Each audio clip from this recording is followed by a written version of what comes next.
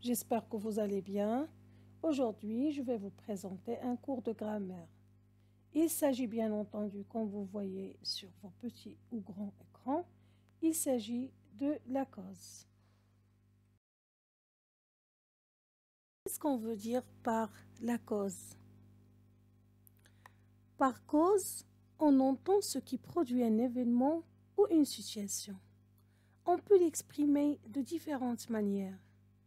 Dans cette vidéo, je vous présente les termes et les structures qu'il exprime et bien sûr tout en vous expliquant les nuances qui les différencient.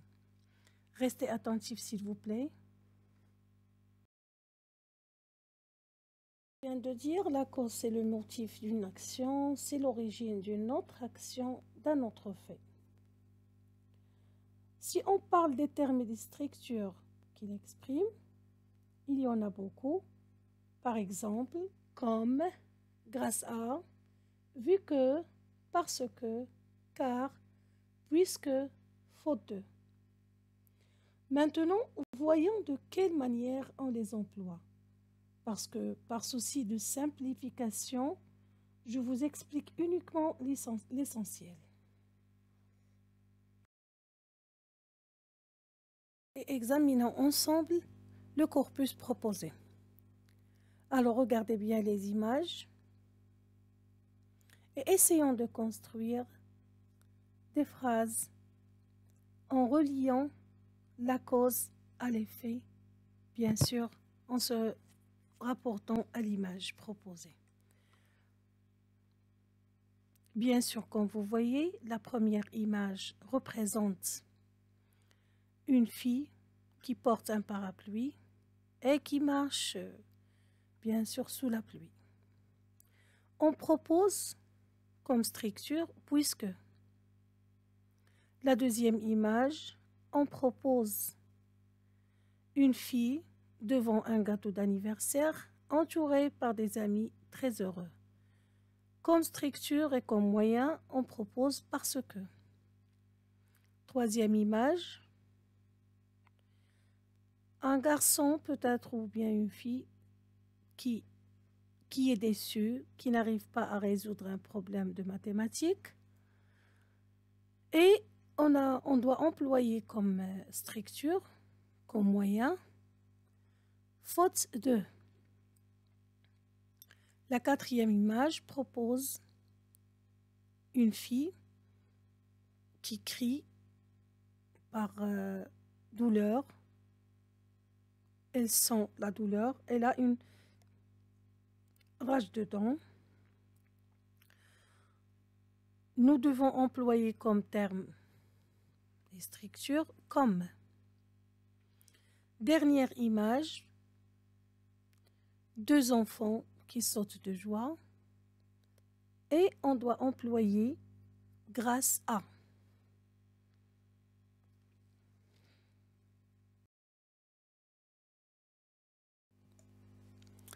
On commence par le terme puisque. Alors, puisque sert et s'emploie quand on parle d'une cause que l'interlocuteur connaît très bien. Par exemple, on sait que la pluie tombe, donc on doit porter le parapluie. Je porte mon parapluie. Pourquoi? Pour quelle raison? Parce que la pluie tombe. Donc, je vais l'introduire au début de la phrase et je commence par « puisqu'il pleut ». Puisqu'il pleut, je porte mon parapluie. Et je peux dire, bien sûr, je porte mon parapluie puisqu'il pleut. Ça veut dire je peux la déplacer au milieu de la phrase. Parce que. Parce que, quand on utilise parce que, on parle d'une cause que l'interlocuteur ne connaît pas. Parce qu'il y a un lien direct entre les deux faits.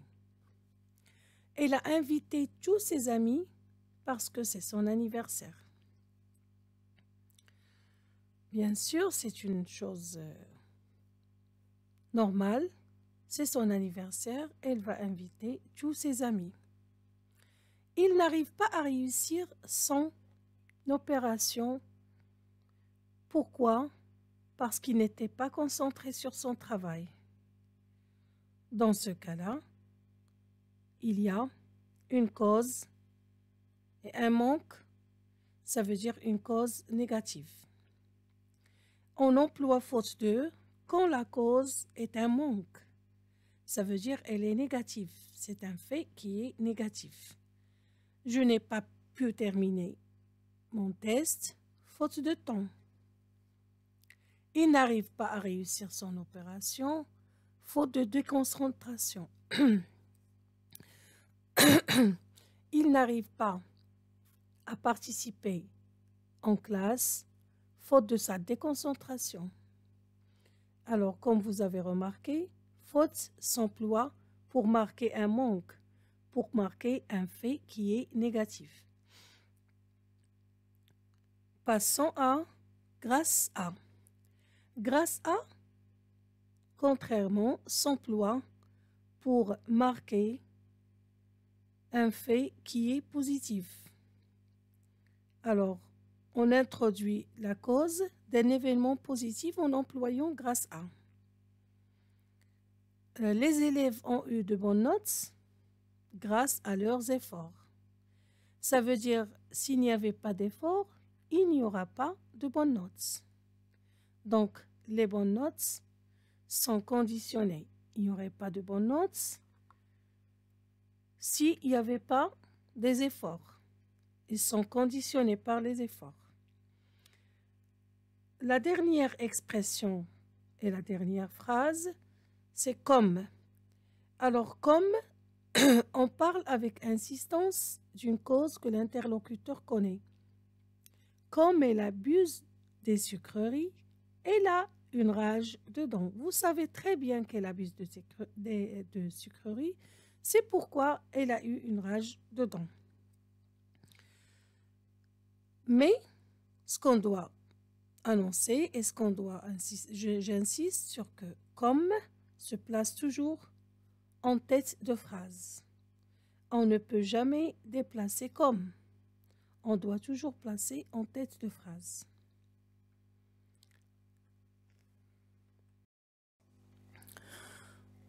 Voyons ensemble et observons ensemble le tableau proposé. Il résume tout ce que nous avons dit depuis le début de la vidéo. Alors, récapitulons ensemble. Comme plus proposition. Ce terme sert à relier une cause à une conséquence. L'expression comme ou bien la structure comme se place toujours en tête de phrase. Parce que ou bien car plus la proposition servent ou bien sert à relier une conséquence à une cause. Elle se place en début de phrase quand elle répond à la question pourquoi. Pourquoi tu n'es pas venu? Parce que je n'avais pas le temps. Pourquoi tu n'as pas acheté ton jouet préféré? Car mes parents ont refusé. À cause de, faute de, par manque de, plus un nom. Exprime une cause plutôt négative, une action défavorable. À cause de, expression est une expression accusatrice. Quand quelque chose de mauvais arrive, vous pouvez blâmer en disant à cause de. À cause de ta négligence, nous étions arrivés en retard. On n'a pas pu voir le film faute de temps. Par manque de concentration, il n'arrive pas à résoudre ses problèmes de mathématiques. Grâce à plus un nom exprime, contrairement, une cause positive. Bien sûr, le contraire de faute de à cause de et de par manque de. Elle exprime ou bien elle représente une cause positive, une action favorable. Lorsqu'on veut créditer quelqu'un ou quelque chose, remercier un événement positif, on utilise grâce à. Grâce à son pouvoir magique, la sorcière a pu délibérer ou bien libérer les grenouilles. Grâce à son pouvoir magique, la fée a sauvé Cendrillon. Grâce à la pluie, nous avons une réserve d'eau. Grâce à notre Dieu, nous existons. Tout simplement, c'est la grâce divine qui nous aide à faire plein de choses. Comme vous avez remarqué dans les corpus précédents, la cause indique un rapport logique entre deux faits ou entre deux situations. Exemple, il est malade, il ne peut pas partir en voyage. Puisqu'il est malade, il ne peut pas partir en voyage. Il ne peut pas partir en voyage parce qu'il est malade. Il ne peut pas partir en voyage faute de maladie. Donc, la cause est un rapport logique entre deux faits ou entre deux situations. Et maintenant, on démarre les entraînements et les exercices. Bonne chance!